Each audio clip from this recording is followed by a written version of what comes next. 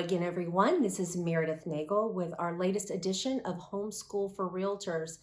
It's hurricane season, y'all, and you know what that means, closing delays. So today we're going to talk about what happens when you're closing, if there's a hurricane coming, or really any kind of act of God.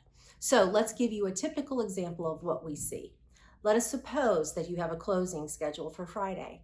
And then let us further suppose that we find out on Wednesday, Tuesday, Thursday, whatever day we find out that there is a tropical storm coming through.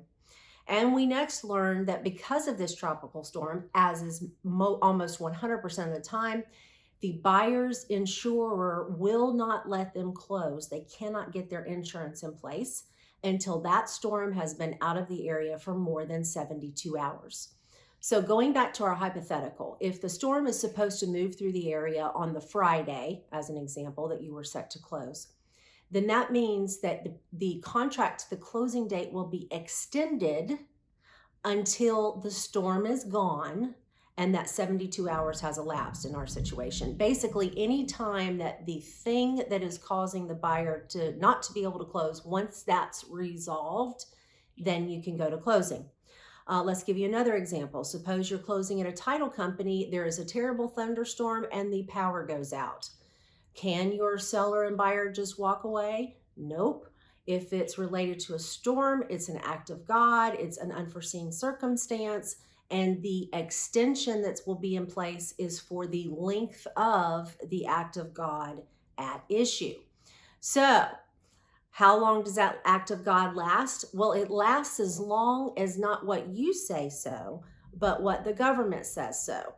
So in our situation, when the hurricane warning is over, is when the storm is over, not when you walk outside and happen to see that the weather is good.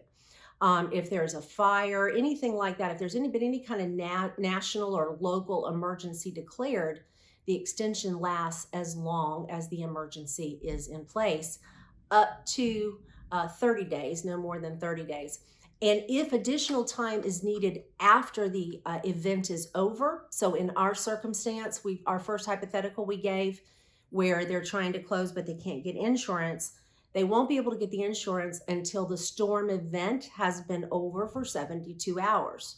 So in our hypothetical, storm comes through on Friday, the storm is considered no longer a threat to our area on Saturday, then the buyer has 72 hours to close. Now, do not do an addendum for all these issues. Please remember, we've had these Homeschool for Realtors before about the dangers of doing an addendum when you don't have to.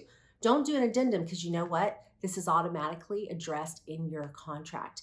If you go look under the standards section G, somewhere around line 425, whether you're looking at the as-is contract or the standard contract, both of them have the force majeure clause, which basically means if there is an act of God outside of the buyer or seller's control that prevents them from closing, then there is an automatic extension in place. You don't need to do an addendum.